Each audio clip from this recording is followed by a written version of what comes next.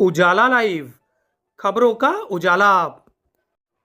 Channel को like और subscribe करें और हमारी सारी महत्वपूर्ण खबरों को अपने मोबाइल पर पाएं।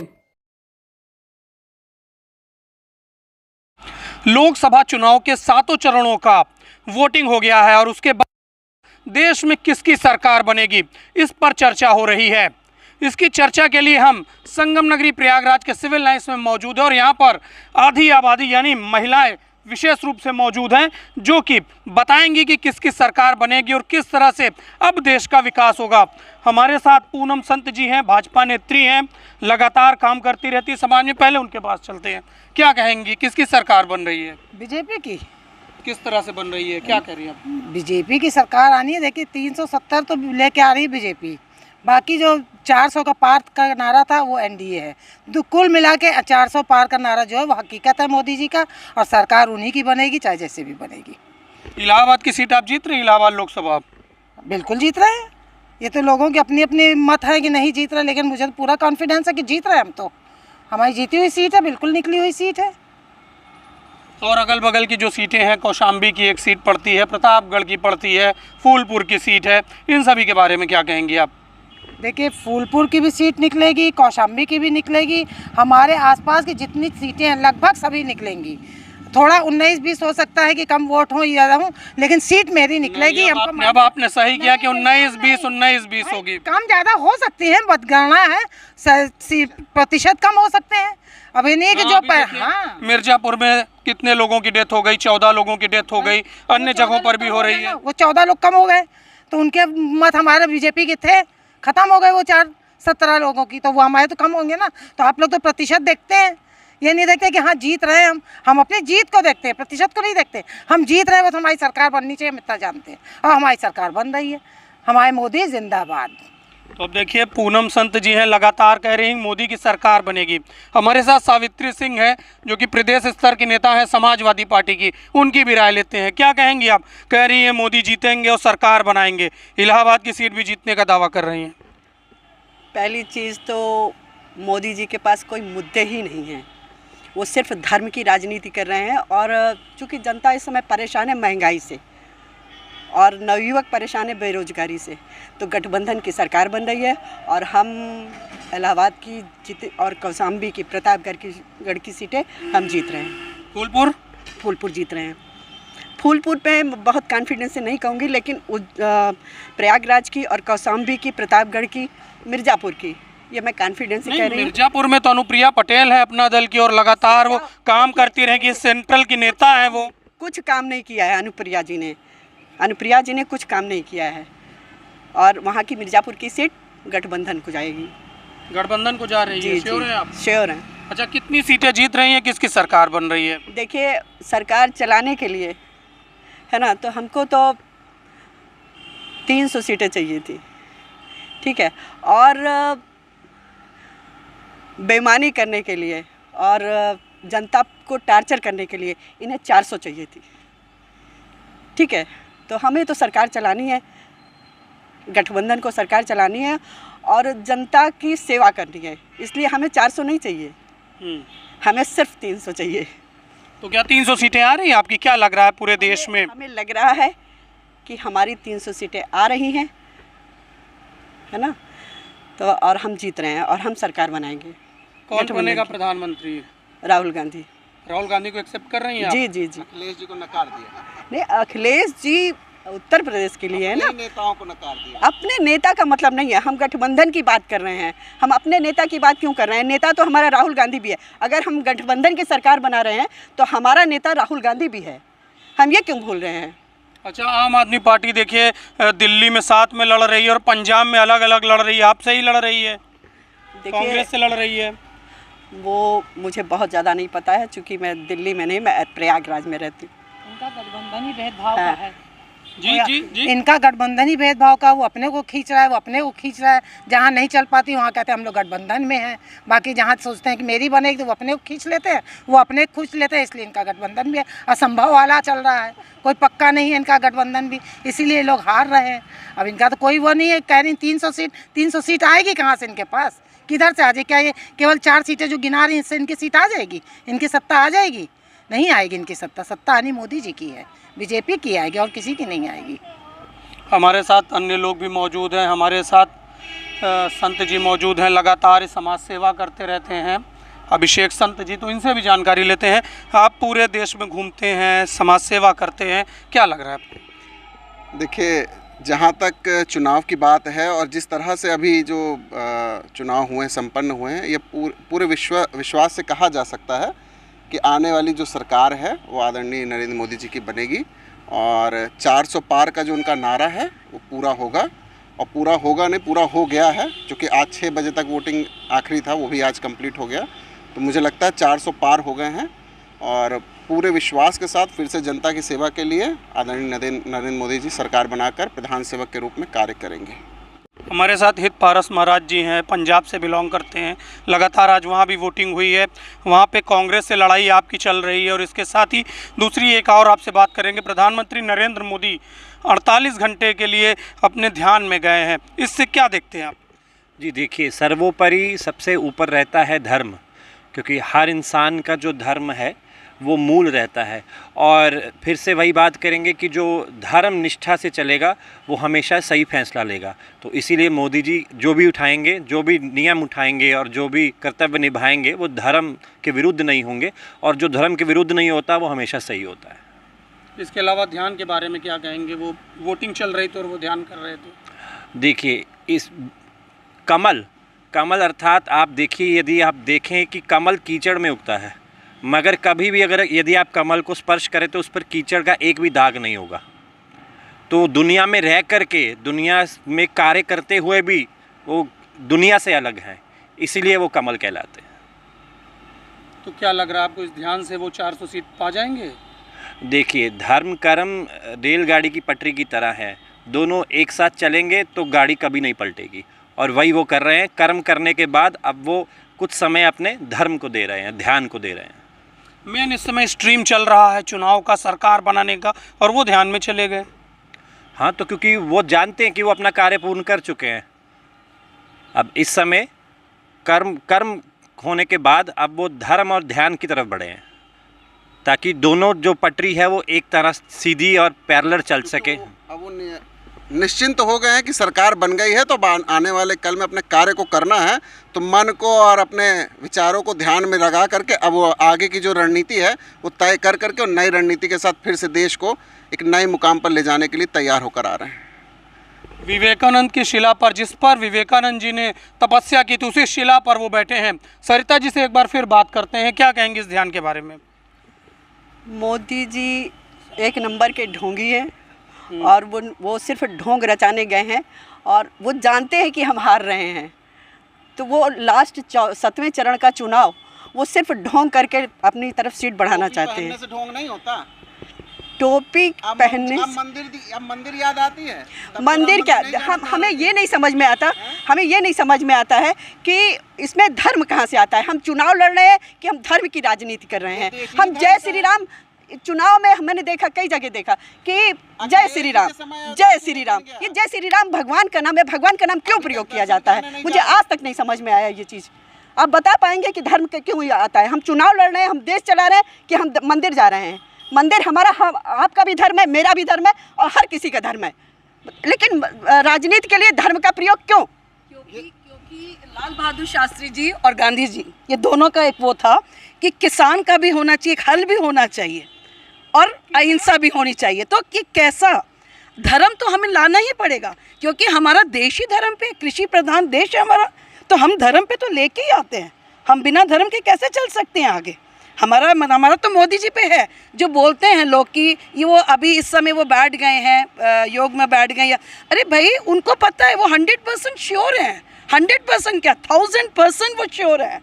एक स्टूडेंट होता है, वो सोचता है कि अरे एक कोई दो बच्चे अगर आप देख लो, एक बच्चा होता है पहले से प्रिपेयर्ड करके रखता है अपनी चीज़ों को, एक बच्चा होता है वो बाद लास्ट मोमेंट तक कॉपी खोलता रहता है। तो आपका समाजवादी पार्टी वैसा ही है, कॉपी खोल रहा है। मोदी जी वो काम कर चुके हैं अपना, तो इसलिए वो निश्चिंत है। तो आदमी योग करे, देखिए शांति में सब कुछ है। उनको पता है छटपटाने से कुछ नहीं होगा। राम मंदिर उनका काम था, उन्होंने किया। विश्वनाथ जी उन्होंने बनारस का किया, ये सब धर्म से किया। ऐसा तो नहीं उन्होंने नहीं किया, सब चीज़ कर रहे हैं। उसमें आपके आरोप लग रहा है कि जो मंदिर था अपूर्ण था, उसमें स्थापना नहीं होती भगवान की। ये तो देखिए कहने वाली बातें होती हैं, उसमें इतना मैं डीपली जाना भी नहीं चाहती हूँ सब चीज़ों के लिए। बट आप ये देखिए तो कि उनके साथ भी तो कितने लोग लगे, कितने महंत संत कितने लगे उनके साथ में। ऐसा तो नहीं उस समय भी कहा कि वो अकेले पूजा नहीं कर सकते, कितने लोगों ने क्रिटिसाइज़ किया इसको।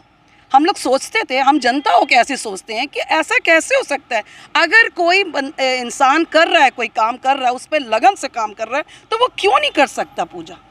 जैसे ही इनका कहना है कोई चीज़ के लिए कि वो धर्म को क्यों, अरे धर्म के आपके सपा का ही देखिए ना, आपके जो बोल रहे हैं राहुल गांधी को ये लीडर बनाने के लिए सोच रहे हैं, वही राहुल गांधी अचानक से उसको कैसे हो जाता है, वो मंदिर में क्यों चला जाता है, मस्जिद में क्यों चला जाता है, गुरुद्वारे में क्यों चला जाता है, नहीं जाना चाहिए उसको फिर, अगर वो धर्म के लिए कहता है। नहीं, प्रियंका गांधी भी पूजा कर रही हैं, बराबर जा रही हैं, कैसी बात कर रही हैं? वडेरा जी कर रहे हैं, प्रियंका, अच्छा प्रियंका गांधी जी ने, अभी मैंने परसों की एक न्यूज़ सुनी उनकी कि वो पंजाबियों की बातें बता रही थी, अचानक से उनको पंजाबी होने का भी देखिए उन्होंने किया, बिकॉज पंजाब में अभी इलेक्शंस है, तो उन्होंने पंजाबियों का भी उसको किया कि पंजाबी कैसे होते हैं, कि आज तक तो उन्होंने नहीं बताया कि पंजाबी कैसे होते हैं। पंजाबी तो एवरी टाइम मस्त रहते हैं, एवरी टाइम मस्त रहते हैं, एवरी टाइम उनको कोई ऐसा नहीं रहता। जैसे मोदी जी वैसे पंजाबी, हम तो ऐसा बोलते हैं उस चीज़ के लिए, क्योंकि मैं खुद भी पंजाबी और मैं पंजाबियों को बहुत करती हूँ। हम तो अपने देश को करते हैं, पंजाबी तो बात की बात है, बट वो भी हमें बता रही थी, तो आज हमें समझ में आता है कि वो पंजाबियों को इतना क्यों वो कर रहे हैं, महत्व क्यों दे रही हैं। तो वो समझ में आया कि ओहो आज पंजाब का वो है, तो पंजाबियों को वो अपनी तरफ करना चाह रही हैं इस समय। तो इस तरह की बातें अभी नहीं होनी चाहिए। जो एक काम लाइनअप हो रहा है, हमारा कार्य लाइनअप हो रहा है, हम उसको क्यों कर रहे हैं, हम क्यों गठबंधन की सरकार लाएंगे। आपके गठबंधन ने कुछ नहीं किया। गठबंधन तो भारतीय जनता पार्टी का भी है, छोटे छोटे दलों से, ये तो गठबंधन की सरकार उनकी भी है। नहीं बिल्कुल है, पर आपने देखा होगा कि जो भाजपा ने किया है वो एक लीड करके काम किया है, वन मैन आर्मी, सच में एक वन मैन आर्मी की तरह उन्होंने वाकई काम किया है। देखिए गठबंधन की सरकार जो मैं जैसा मानती हूँ, जैसे सपा का था, देखिए बता रहे हैं कि वन मैन आर्मी है भारतीय जनता पार्टी। इनके पास चेहरा कौन है? प्रधानमंत्री का कुछ चेहरा नहीं है कौन भैया। अभी इन्होंने कहा कि धर्म, राहुल गांधी क्यों नहीं जाएंगे मंदिर, मंदिर हम भी जाते हैं, ये भी जाते हैं, सब जाते हैं। राजनीति नहीं करते हैं धर्म के नाम पे, राजनीति बीजेपी ने किया है धर्म के नाम पे, ठीक है। और अभी किसानों की जो बात किया है, किसान को और धर्म को का क्या मतलब, मुझे तो यही नहीं समझ में आया। अच्छा दूसरी चीज़ उन्होंने ये कहा कि जो है प्रियंका गांधी ने कहा कि पंजाबियों को इन्वॉल्व किया। अरे मोदी जी ने तो सरेआम कहा कि मैं पठान का बच्चा हूँ, मैं पठान का बच्चा हूँ। पठान का बच्चा ये कौन सी बात निकल के आई भाई है? ये तो नई बात आज मुझे सुनाई पड़ रही है। पठान का बच्चा हूँ, मैंने पहली बार सुना है कि पठान का बच्चा उन्होंने अपने को कहा हो। बिल्कुल कहा है उन्होंने कहा है। उनकी स्पीच देखिएगा, इस समय मैं दिखा नहीं पाऊंगी। उन्होंने कहा है मैं पठान का बच्चा हूँ, और जो है चेतक की माँ मेरे गुजरात की थी, ये सब डायलॉग उनके होते हैं। केवल आज तक यही शब्द सुना गया है कि वो चौकीदार है। मैं एक चौकीदार हूँ, चौकीदार की हैसियत से यहाँ पे रहता हूँ। मैं जनता की सेवा चौकीदार के रूप में कर रहा हूँ। उन्होंने कभी अपने को पठान का रूप नहीं लिया है कि मैं पठान हूँ या फलाना हूँ, कुछ नहीं। वो केवल अपने को चौकीदार कहते हैं और चौकीदार के रूप में अपने को दिखाते भी कि मैं जनता के लिए सेवा कर रहा हूँ, ना कि अपने लिए कर रहा हूँ। और जनता के लिए कर भी रहे उन्होंने। इतना देखिए कितनी भी थी हम लोग के यहाँ शहर में, अपने प्रयागराज में हम लोग के देखिए माफिया राज था एकदम, चारों तरफ माफिया ही माफिया फैले रहते थे कि हम लेडीज़ें घर से निकलने को व्याकुल नहीं होते थे कि कैसे निकलें, क्या हो जाए रास्ते में मेरे साथ। मेरी बेटियां कहीं भी निकलती थी तो वो सोचती थी कि वापस आएंगी तो सही सलामत आएंगी भी कि नहीं आएंगी लड़की। चिंता करती थी आप घर से निकलने पे। तो हम लोग तो आज माफिया राज से मुक्त तो आए हम लोग। चाहे आप अपने प्रयागराज में देखिए, चाहे कहीं और भी देखिए, सब तरफ यही हो रहा है कि माफिया राज से समाप्त है हम लोग। आज हम लोग एकदम साफ हो गए, महिलाएं एकदम खुलेआम घूम रही, कोई उनको सरदर्दी नहीं है, किसी चीज़ का भय नहीं है। घूम रही हैं आप। हमारे साथ विवेक सिंह जी हैं, हमारे डायरेक्टर हैं वो चैनल के, और लगातार पूरा विश्व में भ्रमण करते रहते हैं। किस तरह की छवि है इस बार, क्या देख रहे हैं आप? इंडिया की जो छवि है बहुत बढ़िया बनी है योगी जी के राज, योगी और मोदी के राज में। और विश्व स्तर पर जो विश्व गुरु बनने की बात कही जाती है, वाकई उसमें हम अग्रणी हैं और आगे बढ़ रहे हैं। और कई देशों में जैसे मैंने भ्रमण करके पाया कि वहाँ के लोगों में इंडिया के प्रति जो धारणा थी वो बहुत बदल गई है। पहले लोग इंडिया को बहुत गरीब और आप कहें इकोनॉमी से बहुत लगातार फोटो आती थी तो गरीबों की आती थी और भिखमंगों की आती थी। लेकिन अब ये जो है ये पिक्चर बदल गई है इंडिया की। अब बहुत बढ़िया पिक्चर हो गई है। अब लोग वो नहीं दिखाते जो पहले दिखाया करते थे। तो इस समय आपको कैसा महसूस होता है जब आप देश विदेश में जाते हैं, लगातार लोगों से बात करते हैं? बहुत बढ़िया लगता है क्योंकि लोगों की धारणा इंडिया के प्रति बदल गई है और उनके लोगों के प्रति बदल गई है। ये बहुत बढ़िया चीज़ हुई है। कोई किस्सा आपका? ऐसा तो कोई किस्सा नहीं है। जैसे लोगों ने आपको आदर भाव दिया हो, पहले ये दृष्टि से देखते हो? जैसे मैं एक बार टर्की गया था, इस्तांबुल के पास एक जगह है येलोवा करके, तो वहाँ मैंने कहा कि उन्होंने कहा कि आप पाकिस्तान से हैं, पहले ही वर्ड मतलब उनका। तो मैंने कहा नहीं, मैं हिंदुस्तान से हूँ, इंडिया से हूँ। तो उन्होंने कहा इंडिया नहीं, आप हिंदुस्तान से हैं। उन्होंने ये कहा मुझे, तो मुझे एक गर्व महसूस हुआ आलोक भाई वहाँ पर जो है कि ये मुझे हिंदुस्तानी के नाम से जान रहे हैं और हिंदुस्तान के नाम से। और मतलब उसकी जो छवि है इंडिया की, वो देख के समझ में आया कि वाकई बहुत बढ़िया छवि बन गई है अब। तो अभी आपको अच्छा महसूस होता है जब बिल्कुल जाते हैं? बिल्कुल बिल्कुल सुरक्षित महसूस करते हैं? मेन सुरक्षा की बात होती है। बात ये है कि इंडिया वाले, चाहे हम लोग, एक बार मैं इजराइल गया और मेरे शिप पे साथ में एक दो पाकिस्तानी भी काम कर रहे थे। उनको अलाउ नहीं किया गया, बट इंडियंस को अलाउ किया गया बाहर जाने के लिए इजराइल में। तो ये आपको अच्छा लगा? ये मुझे बहुत अच्छा लगा और ये हमारी पहचान बनी इंडिया और इजराइल के बीच जो संबंध। गर्व से हम इजराइल घूमा मैंने। जय हिंद बोला? जय हिंद बोला। बिल्कुल। तो विवेक सिंह जी पूरे विश्व का भ्रमण कर चुके हैं और यहाँ प्रयागराज में हमारे साथ मौजूद हैं। हमारे साथ प्रीति शर्मा जी हैं, सोशल वर्कर हैं, उनके पास भी चलते हैं। क्या कहेंगी प्रीति जी आप? हाँ जी, आज इस बार तो बिल्कुल बीजेपी की सरकार आएगी और हमारे मोदी जी ने कॉन्फिडेंट है आप एकदम? बिल्कुल। और हमारे मोदी जी ने हमारे देश को विश्व के स्तर पर बहुत ऊंचा उठा दिया है। और समझ लीजिए कि दुबई जैसी जगह में जो मुस्लिम कंट्री है, वहाँ पे जाके एक मंदिर बनवाना और उनकी इज़्ज़त पूरे वर्ल्ड में बहुत ज़्यादा हो गई है, जिससे हमारे देश भी एक अच्छे स्थान पे पहुँच गया और हो सकता है कुछ वर्षों में हम नंबर 1 इन दी वर्ल्ड हो जाएंगे। अभी तो तीसरे नंबर पर हम लोग नंबर पे हैं, लेकिन 47 आते आते वर्ल्ड पे नंबर 1 स्थान पे हो जाएंगे। ये जो पिछले 10 सालों में जो कार्य हुआ है, आप खुद इलाहाबाद को लेके देख लीजिए कि कितनी सड़कें बन गई हैं, फ्लाईओवर्स बन गया है और जो माफिया राज ख़त्म हुआ है। आज हम बहुत बेफिक्र होके हम टहल सकते हैं रात तक। महिला सशक्तिकरण, आज महिलाएं इतनी आगे आके काम कर रही हैं हर फील्ड में। 370 उन्होंने हटाया, महिला को आरक्षण दिया 33%।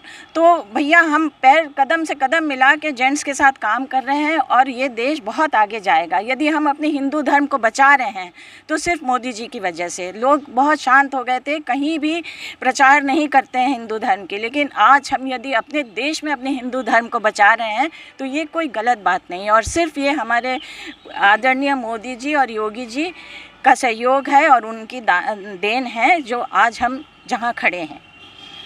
तो मैं तो बिल्कुल कहूँगी सर, जैसे मैंने बहुत पहले भी, जैसे अभी ये बात हुई कि वो एकदम धर्म पे चले गए, चुनाव एकदम पीक पे चल रहा है एकदम से और इतनी ज़्यादा हलचल मच रही है, तो मैं ये भी कहना चाहूँगी कि पिछले जब उन्होंने शुरू किया था, जब हमारी भाजपा सबसे पहले आई थी, उस 5 वर्षों की बात कर रहे हैं, तो उस 5 वर्षों में मोदी जी ने हमारा खूब भ्रमण कर करके बाहर देशों में जा के अपनी साख बटोरी।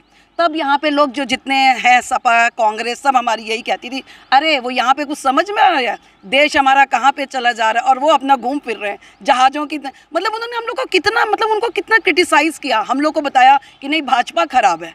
पर ये भी समझने वाली बात है कि 60 सालों की जो ट्रेन है, जो पटरी से उतर चुकी है, उसको हमको पटरी पे कैसे लाना, ये मोदी जी ने मात्र पिछले 10 वर्षों में ही समझा दिया है।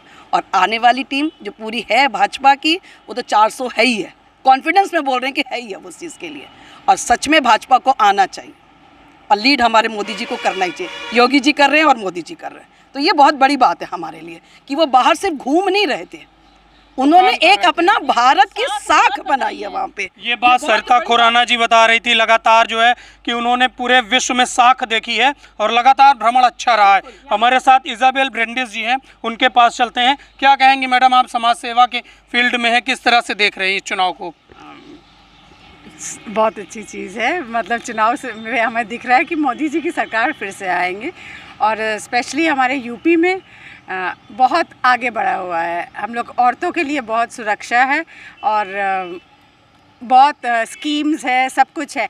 ये इनके स्कीम्स और इसके चलते हमें एक हम इनकरेज हुए हैं समाज सेवा करने के लिए, और अपने हमारे दोस्तों, हमारे जो कम अपॉर्चुनिटी वाले लोग हैं उनको हम हेल्प कर सकते हैं, तो इसमें हम इसीलिए उतर गए मोदी जी के ये स्कीम्स के तरफ चलते। अच्छा, आप अल्पसंख्यक हैं, आप पूरी तरह से क्या पाती हैं अल्पसंख्यकों के लिए क्या किया है मोदी ने? बहुत ज़्यादा स्कीम्स हैं उनके लिए, मतलब कि एजुकेशन का है, विमेन का है, माइनॉरिटी कमीशन में बहुत कुछ है, तो बहुत उसने किया है। आप चाहती हैं कि तीसरी बार आए मोदी? बिल्कुल, 100 बार आए। 100 बार आए, अरे वाह। देखिए उनकी इतनी अच्छी अच्छी योजनाएं हैं। उज्ज्वला योजना आज तक किसी ने नहीं उठाया, आज लाखों घरों में गैस के कनेक्शन पहुंचे हैं, लोग आराम से खाना बना रहे हैं, और बहुत सारी ऐसी चीज़ें हो रही हैं। मोदी जी का की ये रेपुटेशन बनी है कि अब बाहर के देश कह रहे हैं कि आप 2 साल के लिए हमें दे दीजिए अपना, और हमारी देश को भी तरक्की की राह पे ले जाइए। नहीं, ऐसा हमने पढ़ा है कहीं, बाहर के दूसरे देश बोल रहे हैं कि आप 2 साल के लिए हमारे देश में आइए और अपने स्कीम्स और तरीके बताइए। सावित्री सिंह जी हैं, हंस रही हैं, क्या कहेंगी आप? ये वर्ड्स ऑफ यूनिवर्सिटी का ज्ञान है। और आपको बता दूं, महिला सशक्तिकरण की बात अगर मेरी महिला बहनें कह रही थी, तो मणिपुर को क्यों नहीं देखा, हाथरस को क्यों नहीं देखा, अभी एमपी में जो कांड हुआ उसको क्यों नहीं देखा गया? देखिए, और ब्रजेश सिंह जो है, क्या माफिया नहीं है? मैं मानती हूँ कि अच्छा काम हुआ है, मैं इस बात को खुले दिल से मानती हूँ कि अच्छा काम हुआ है, लेकिन सवाल इस बात का है कि ब्रजेश सिंह को क्यों नहीं किया गया? हमारे योगी महाराज खुद एक माफिया है। अरे मैम, अगर एक मिनट, बीच में नहीं बोली हूँ आपसे, आप भी मत बोलिए, है ना? ये हुआ। और अच्छा, जहाँ तक गैस की मेरी बहन ने बात किया कि उज्ज्वला योजना आ गई, भाई 1100 रुपये का सिलेंडर हो गया, और गरीब आदमियों से पूछिए, आप सब सैलरी वाले हैं इसलिए आप ये बात कह रहे हैं। आप गरीब आदमी से जाके यही इंटरव्यू करके पूछ लीजिए कि लोग क्या कर रहे हैं, क्या दे रहे हैं। एक मिनट बहन, बताती हूँ। 1100 रुपये का सिलेंडर और 200 रुपये का राशन दे के 1100 रुपये की पूर्ति करेंगे। 18% कापी किताब में GST पूर्ति करेंगे, किस तरीके से? हीरे में 3% GST, क्या है ये?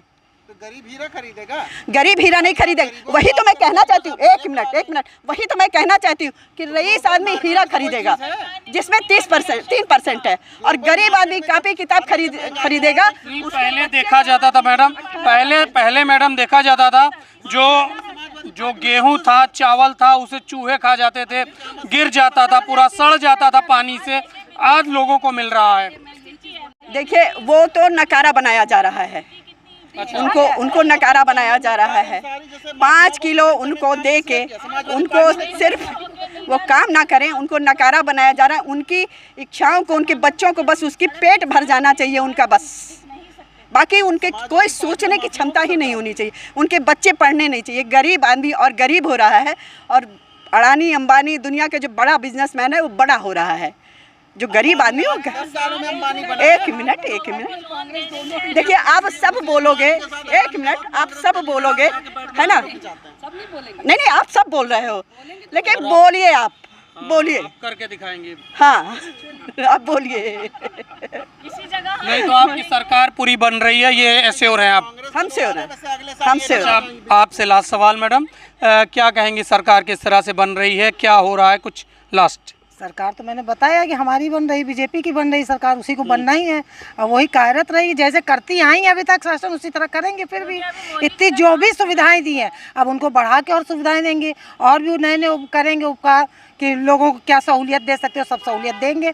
बच्चों की पढ़ाई लिखाई, इतने स्कूल खोले जा रहे, कॉलेजेस खोले जा रहे हैं, किन के लिए खोले जा रहे हैं? बच्चों के लिए तो खोले जा रहे हैं ना, हम आपके लिए नहीं, बच्चों के लिए जो पढ़ना चाहते हैं। माफिया राज जो था, जो नकल वाला राज था, वो खत्म कर रहे हैं। जो अब अकल वाला राज है कि जो बच्चा पढ़ेगा वही आगे तक नौकरी पाएगा, और जो नकल करेगा वो झाड़ू ही लगाता रह जाए, वो समाजवादी पार्टी में जाएगा। वही अग्निवीर बनेगा। कौन अग्निवीर बनेगा? जो पढ़ेगा वही अग्निवीर बनेगा, 4 साल की सर्विस करेगा, उसके बाद वो लौट के चला आएगा घर में। अग्निवीर की गलत जानकारी आप लोग देते हैं। विपक्ष हमेशा अग्निवीर को लेकर के टारगेट करता है अरे भाई, जब विदेशों में भी तो आर्मी की ट्रेनिंग दी जाती है शुरुआत में बच्चों को, तो अगर हमारे यहाँ बच्चे ट्रेंड हो जाएंगे, आप तो चाहते हो जुआ खेलें, नकल करें, यही समाजवादी पार्टी का मोर्चा है और यही इनका आपका अहम है। तो उन चीज़ों को ख़त्म करने का काम अग्निवीर है। तो देखिए लगातार ये बातें चल रही हैं। विपक्ष है वो कह रहा 300 सीटों के साथ हम सरकार बना रहे हैं और भारतीय जनता पार्टी के लोग कह रहे हैं अब की बार 400 पार। देखना ये होगा कि 4 जून को कितनी सीटें आती हैं और कौन सरकार बनाता है। धीरज कुमार के साथ आलोक मालवी, उजाला लाइव, प्रयागराज।